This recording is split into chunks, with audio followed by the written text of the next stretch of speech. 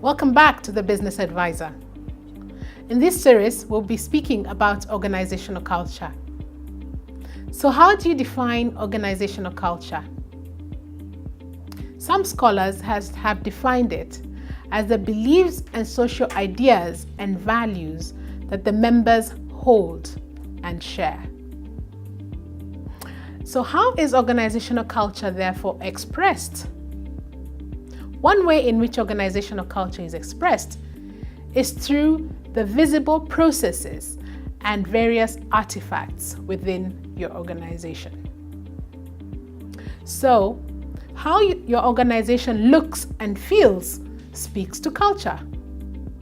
A good example is the culture of Google that we all have heard about. A very laid-back culture, a very relaxed culture that enables innovation and creativity. And therefore, when you go into Google workspaces, the workspaces are designed to speak to their culture. One of our clients, when reviewing their organizational culture and looking to align their look and feel to their organizational culture, engaged an interior design who spoke and who articulated the look and feel of the offices, including furniture, including the colors of your business, and looked to align these to the organizational culture.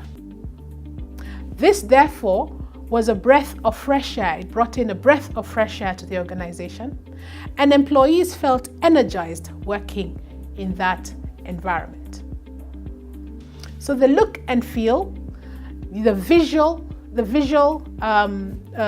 organizational processes are very important in expressing your culture. Another process that largely goes unspoken about is your ICT processes. How do they align to culture?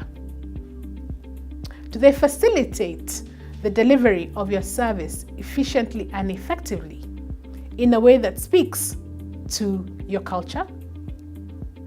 So in expressing culture, we therefore need to look at various things and not just the values that are defined. That takes me to the second point of how we express culture. The values that are defined, our mission, our strategies, our goals. Many times we define values and we find them very well laid out within our offices. But hardly do we walk the talk. So espoused values deal with the declared culture. And sometimes we find that the declared culture is not the same as the values that are placed on the walls. So what is a culture as declared by your mission, vision, and goals? And does this align to the culture that is lived every day in your business? Is this aligned to the way in which you deliver your strategy, the way in which you deliver your vision and your mission? The third aspect in which culture is expressed is underlying assumptions. Perception is usually our reality. And if we perceive ourselves and our organization and our people in a certain way, then that will become our reality. So how do you perceive yourself as a team? How do you perceive yourself as an organization? How are you perceived by your customers? So how is it that you are working towards being perceived? So these underlying assumptions are even more powerful in defining culture.